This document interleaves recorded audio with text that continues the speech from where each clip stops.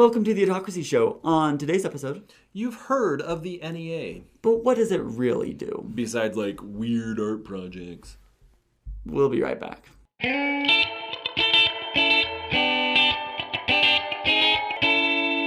Welcome back. I'm David Landeen. And I'm JD Melville. And welcome to the Adhocracy Show, where we geek out about advertising, marketing, art, and design. Today we're talking about art, specifically the National Endowment for the Arts. We made a video about this, it's called What Trump's Budget Cuts Mean for the Arts.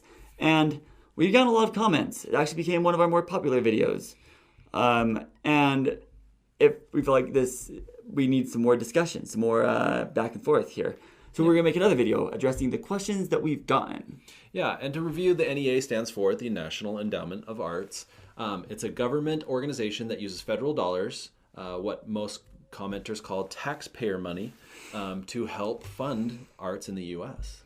Now, on one side of the argument, they say that, funding art with taxpayer money is a waste of money because the taxpayer has no say as to whether they approve of the art that is being funded. Can I have a say in whether the wall is funded? Well, go on. Maybe if it's very artistic. Anyway, that can be that they also say that good art can be self-funded because it's good art and they won't need help funding it. If they need help funding it, obviously it's not any good. They also are saying, why can't you just get private grants? There's other ways of getting the money than through taxpayers' money. And there are organizations that don't use those and will still help fund arts. There's grants other than the NEA. And so, yeah, that's we've been hearing that a lot from the commenters. And, there's some valid-ish points there. And the other side of the argument is that funding the arts is good for the country, our society in general.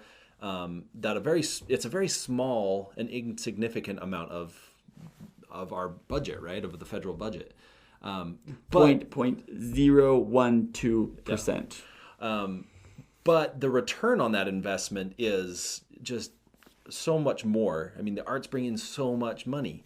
And I mean, there's the quote that stopping advertising, not spending money on advertising, is like shooting yourself in the foot because basically, that's bringing the people in. But as well, there's a lot of funding that goes to low-income areas, high-poverty neighborhoods, people with disabilities, and veterans. The funding goes way further than just funding paintings and plays. They do partnerships with organizations that help, live life for all. And there's every state even helps match some of these donations. I mean, when monies come in, they actually match those. Well, and they say that for every $1 brought in by the NEA, that leverages $9 from other organizations. So in a way, I feel like if something's funded by the NEA, it also is a sign that's like, wow, okay, this is, you need to look at this, and they're able to go out and help leverage more funds for that so it almost is kind of like a standard. Well, and the NEA, the stuff that they fund, they affect a lot of things. I mean, some of the newer programs that they've put into place help with urban development, help in development of rural areas, help the mayors of these places learn city design so that traffic runs better, so that there's less waste and garbage, and there's also money that goes into revitalization of parks and urban areas. Now, one of the comments that we got quite a bit was about the controversial art that has been done over the years, and a lot of this was done in the 80s. Our excuse was it was the 80s. Now, interestingly enough, the National Endowments of the Art, the bill that created that was bipartisan. I don't know when it became a partisan issue because Ronald Reagan and George H.W. Bush both very much supported, and actually they gave more to the NEA than any other organization, like administration out there. And George Bush likes painting. Yeah. I mean, come on. He's a painter himself. So really, we hear a lot about these controversial ones, and there have been some changes since a lot of those controversial 80s paintings and art projects that have taken place. Yeah, and the thing is talking about funding in arts, the idea is like, oh, if it's good art, it'll get funding. Mm-hmm. Some of these projects, we're going to actually discuss some projects that were funded by the NEA that you've heard of, that that are bringing in money and are great monuments. But some of them would have failed. Some of them, had some support from the NEA. Bad art exists whether there's money there or not. You look into art history, and the three type of people that supported art always was government, church, and then you had patrons like the de Medici family. But you had people that like Raphael painting the Sistine Chapel. You have Leonardo being paid to do these different pieces. All of the Ninja Turtles, all of it were funded by some kind of these bigger things, and these are people who changed the world in great ways. So we're gonna go over some projects. There's a lot of projects out there that you haven't heard of, and probably some really controversial ones that you have heard of that had support from the NEA. But we want to talk about ones that you have heard of. Like, there are some very big, important projects that have happened throughout history, and even very recent history, that had support of the NEA that you may not know about. So for those who say only weird art projects need the NEA, well, it's not necessarily true. First off, Hamilton. Okay, so Hamilton... The hit musical play, you mean? The Tony Award-winning... Tony-nominated, record-breaking musical called The Les Mis of America. I don't know if you've heard of it or not. But the first time Hamilton was unveiled publicly, it was during a reading at the Powerhouse Theater season, which is it's a place where they call in a few different, some different plays, musicals, and they just do public readings.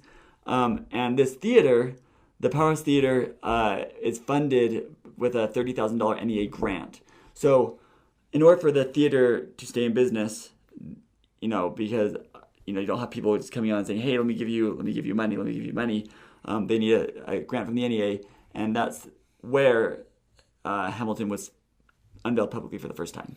Well, and you could definitely say, okay, $30,000 isn't going to absolutely save this Powerhouse Theater, right? Yeah. It may be somewhat of a smaller amount that supports it in a lot of big ways so that it does continue to work and create a play that has bolstered economy in all sorts of different ways. Oh, yeah. Taught us history. That's it got so many students through their AP history final. So many. Next is the Vietnam Memorial. I wonder if they've heard of that one. Maybe. That big wall, Possibly. one of the greatest memorials that we have in the U.S. Not only does the NEA fund projects, they also act as the decision makers for large public art projects, such as the Vietnam Memorial. Members of the National Council on the Arts helped select the design team for the Vietnam Veteran Memorial. So they kind of are a guiding force, and they help make those big decisions. The Sundance Film Festival, before it was called the Sundance Film Festival, it was originally the Sundance Institute, a small workshop for filmmakers and artists that received support from the NEA. And now it's this huge thing. We definitely see it all over the place. And film festivals are supported by the NEA all over the place. But think of all the movies and all the people and all the commerce and all of the things that have come because this Sundance Film Festival is around. Well, and it's also important to note that a lot of times these projects, they are funded by the NEA, and then when they make it and they get bigger, they don't keep that funding. It's a way of getting started. It's a way of getting their they just need to catch a break, and the NEA can give them that break, and then they can get going and then become independent. Yeah, a great example is our next one, the Prairie Home Companion. Many projects that are great, very popular now, didn't start that way. They started like our show. So the Prairie Home Companion is, like our show. That's a radio show that is on, it's on NPR. Super creative, very, very popular out there. I was listening to it the other day. So, quality work. The first time the Prairie Home Companion radio show was broadcast, they only had about 12 people in the audience. And they said they made a big mistake of having an intermission where they lost half of the audience. So you think about that. They got funding from the NEA, which for them it probably wasn't like, it was probably a huge thing for them. But for me, it's so little of my tax money going there. Mm-hmm. It's so little that I have to put out and give to them that if they got rid of it, I don't feel like I would receive a huge tax break by getting rid of the NEA. You probably wouldn't receive any tax break. In fact, you're probably going to be paying more for probably true bigger defense budgets. But the thing is that for those little shows, I mean, for that guy who started this radio show, put his heart and soul into it, had 12 people in the audience, lost half of them at intermission. It made a big difference for him to get the funding that he needed to take his show on and keep it going. And so now today it's a really big deal. The next one I feel like is something that influences everybody.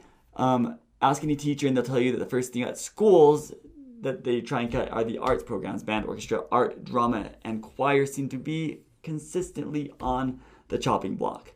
So the NEA provides $5.4 million to public schools to fund arts through NEA grants. And it helps to save these programs. I did choir in school. I did band, my sister did orchestra. And really, the teachers in those, they're constantly underfunded. Nobody ever says we're going to cut the football program. But it seems like it's always going to be the band or the choir program that they just can't afford it anymore. So having a grant that comes in and helps to fund these things that so many students care about and that make a huge difference in students' lives, it's a big deal. Yeah. Yeah, and now you might look at these things and say, I don't like any of those things, therefore I shouldn't have to fund them with my money. Why are they using my tax dollars to fund things that I don't support? It's a valid point. It's a valid question. It's valid-ish. But remember that Congress is also funded by tax dollars. There are a lot of things that are funded by our tax dollars that very few people support and agree with. And there was actually there was a senator who was at a town hall meeting, and a lady had an article that she posted in the news the next day that basically said, I don't use this street, I don't use that park, I don't drive over those bridges, so why should I have to fund them? Why should I? And that's the thing. There's the debate of why should I have to fund these things? Well, there is the common good. There is an investment in the NEA is also an investment in our education. It's an investment in our society. It's an investment in our culture. Well, and a big thing that people have issue with is the morality of some of the projects that are funded. And I kind of go back to, I have issue with the morality of some of the senators that I fund. So again, that's not, I don't know where this idea came from that if we don't agree with something, then we shouldn't have to pay for it with our tax dollars. That's not how it works. Yeah, and the other thing with it, I think, is that a lot of people think, okay, NEA, the arts are paintings. Not a lot of the money just goes to one person with a painting. It goes to a lot of societies. It goes to film festivals, music festivals. It goes to opera houses, dance companies.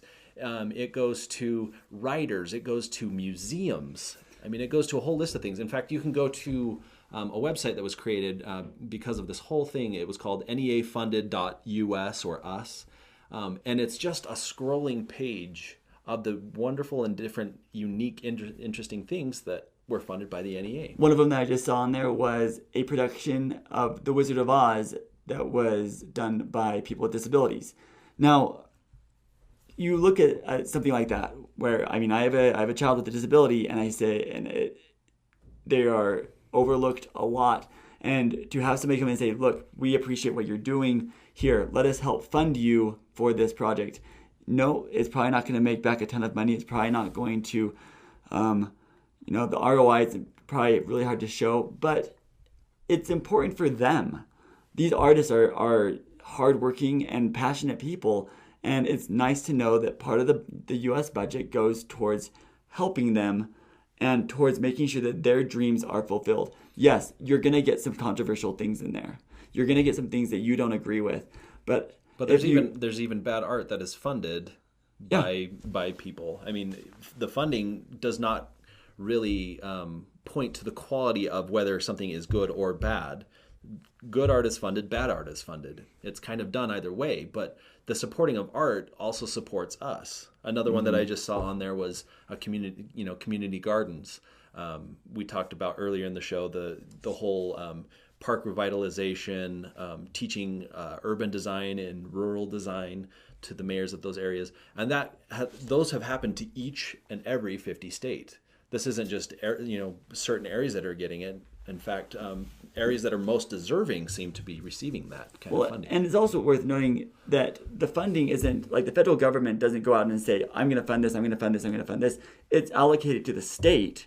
And then the state is able to say, okay, where is this money needed the most? Mm-hmm. Where is this going to be best used? And so the states actually make most of the decisions about where things are funded. In fact, one of the things that we wanted to point out is that last season we went to the Utah Arts Festival, and we talked to a lot of the different artists there, and people that were there showing their art, and they're here is commerce happening. Here's people who have jobs. Here are people who have to support this.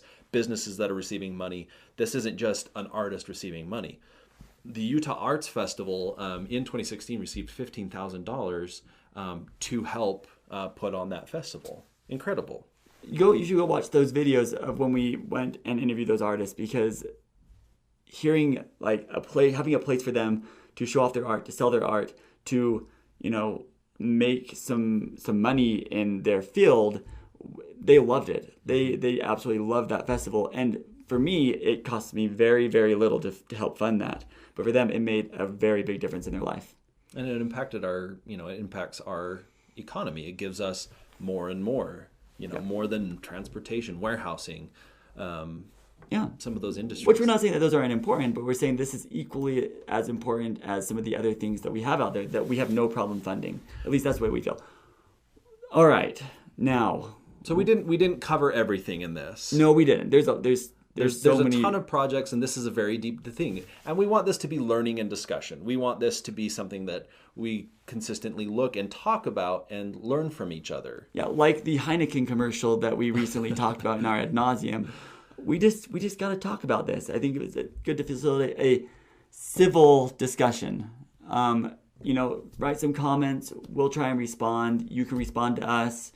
It'll be a place where if we want this, if somebody goes to the comment section, let it be educational and informative, not trollish and evil. So what did you think of this episode? What other things do you want to know? Put those in the comments below. Do you agree with us? Do you disagree with us? Let us know. If you like what you saw, click subscribe, and that'll let you know when we have new episodes. Thank you for liking, sharing, commenting, and subscribing to this video and this channel. And make sure that you join us on Instagram, Facebook, and Twitter. We're over there talking with people. And now to start the end of your week? No. To end the beginning of your week? To begin the middle of your week. Well, yeah, but either ending the beginning or starting the end. Oh, okay, I guess that works, yeah. Here's a video, anyway. American identity and culture has always celebrated the arts. Over 4.5 million Americans work in the arts and cultural industries, contributing 4.3% to the nation's GDP. That was $698 billion in 2012. The National Endowment for the Arts is America's chief funder and supporter of the arts.